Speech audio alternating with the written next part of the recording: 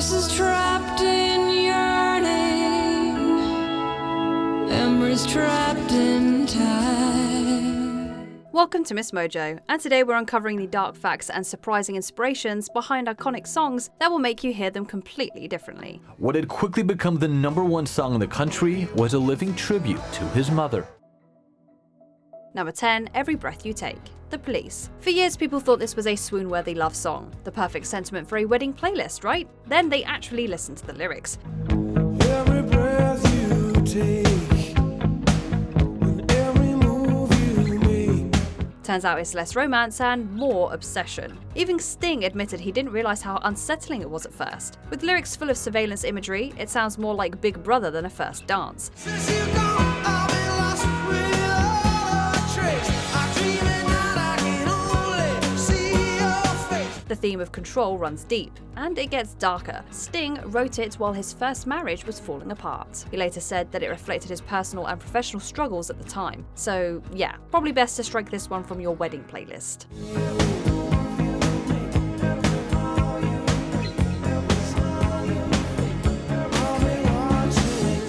Number 9, Youre Beautiful, James Blunt. Here's another one that had people saying "aww" on first listen, until they found out what it was actually about. My love is pure. I saw an angel. Of that I'm sure. The singer revealed the song was inspired by learning his ex had moved on after seeing her with another man on the train. He says he wrote it in just minutes, from the perspective of someone who had indulged in certain substances and is now following the woman on the London Underground. The song is about a guy who is high as a kite on something in the subway, stalking someone else's girlfriend, and a little bit creepy. Probably should be locked up and in prison. But you guys, for something else, it's a really romantic song.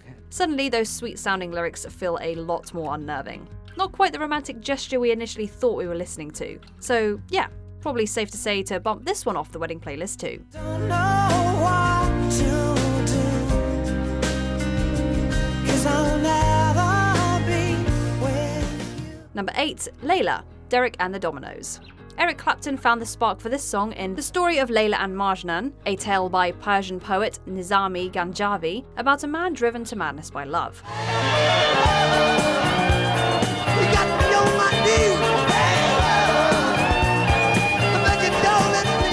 But when Clapton wrote Layla, it wasn't just literary, it was personal. He was in love with Pattie Boyd, who just so happened to be married to his best friend, Beatles guitarist George Harrison. The song was his very public way of expressing feelings that weren't exactly mutual at the time. I can't fool, I fell in love with you. Turn my whole world upside down. Eventually, Boyd and Harrison divorced, and she and Clapton got married. Harrison even attended the wedding, so we're guessing there was no hard feelings there. Please don't say we'll never find a way. Tell me how my love's in vain. Number 7, My Chirona, The Knack. This song was inspired by 17-year-old Chirona Alperin, who caught the attention of singer Doug Fieger. Oh, my little pretty one, when you gonna give me some time, Chirona? He apparently became infatuated and wrote several songs about her, including this one, which he says took 15 minutes to finish. But here's the part that raises eyebrows. Fieger was several years older than her. When asked about that, he tried to explain it by saying that he wrote it from the perspective of a 14-year-old boy. Is it destiny, or is it just a game in my mind, Chirona? Perhaps not exactly the defense he seems to think it is. Fieger and Chirona eventually dated and even got engaged, but ultimately split. Still, they reportedly stayed close until his death in 2010.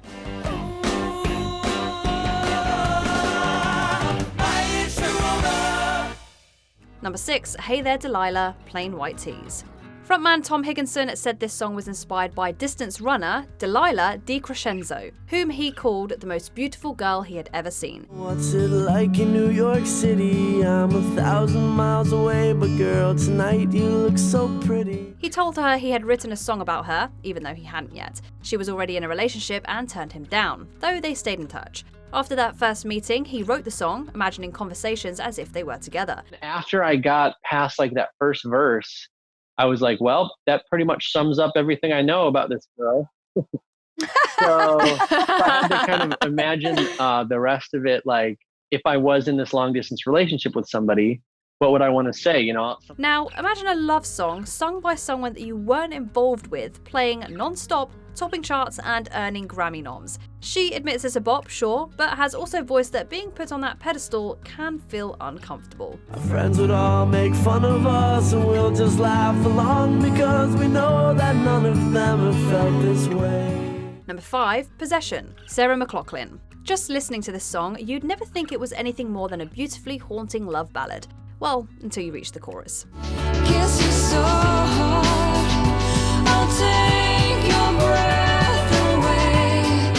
The singer later revealed that she wrote it from the perspective of someone experiencing obsessive love. She shared that the inspiration came from disturbing letters that she'd received from fans who had blurred fantasy and reality so intensely that she feared for her safety. Body aches to breathe your breath. Your words keep me alive.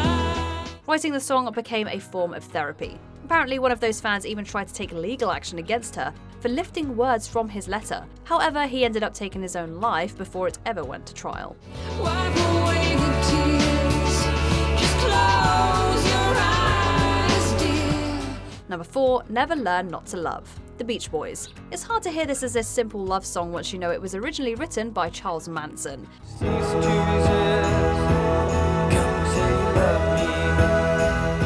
Yes, that Charles Manson. According to the story, Beach Boys drummer Dennis Wilson met Manson after picking up 2 hitchhikers who just happened to be part of Manson's cult. Eager to break into the music industry, Manson waited outside of Wilson's home.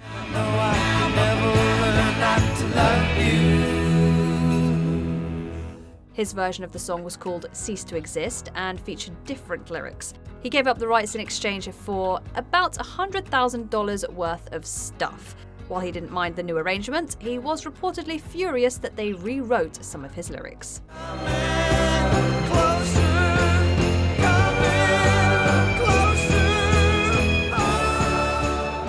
Number 3, He Hit Me, It Felt Like a Kiss, The Crystals.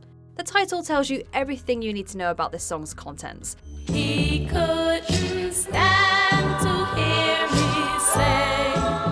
Jerry Goffin and Carole King wrote it after learning about their babysitter, later known as singer Little Eva, and her relationship. When they asked why she stayed with her partner, she reportedly said it was his way of showing love. I could have never made him mad.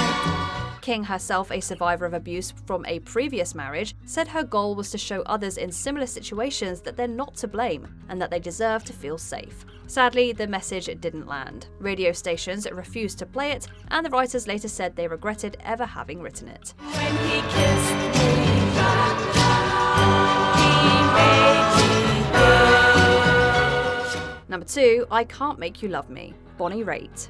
The idea for this song came from a news article, though co-writers Mike Reed and Alan Shamlin remember different versions of the story. Lay down with me, tell me no lies. One involved a man, a gun, and a car belonging to a woman he'd once been involved with. When he stood before the judge, the man reportedly said, "I've learned that if a woman don't love ya, you can't make her.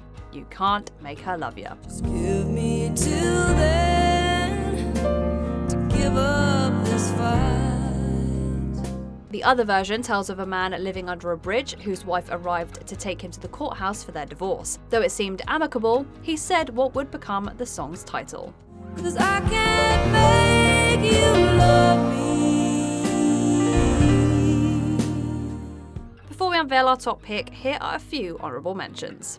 Luca, Suzanne Vega. While sometimes mistaken for a gentle ballad, it's actually about giving a voice to those who feel silenced by their trapping environments. If you hear something late at night, some kind of trouble, some kind of fight. You're All I Need, Motley Crue. Band member Nicky Sixx confirmed that he wrote this about a girlfriend he suspected of cheating.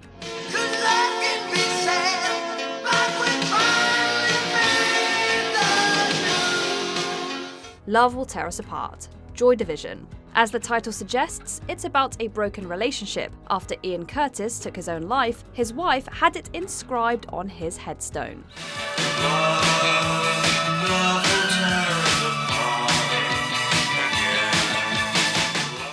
Before we continue, be sure to subscribe to our channel and ring the bell to get notified about our latest videos. You have the option to be notified for occasional videos or all of them. If you're on your phone, make sure you go into your settings and switch on notifications. Number 1. The Way, Fastball. On the surface, this song tells the story of a couple who set out to relive the joy of their youth, only for their car to break down, so they keep walking instead. Where were they going without ever knowing the way? But the real inspiration was far more heartbreaking. It came from a news story about Leila and Raymond Howard, an elderly couple who went missing on their way to a local festival. Raymond was recovering from brain surgery and Leila was showing signs of memory loss, prompting family to urge them not to drive. They went anyway. Fastball's Tony Scalzo imagined a more romanticized version of their journey. They really don't care. They wanted the highway. They're happy there. Sadly, the real ending was far more tragic. Because a lot of families don't have that closure, and that must be very hard. Which song can't you hear in the same way since learning its dark trivia? Let us know in the comments. You can see the shadow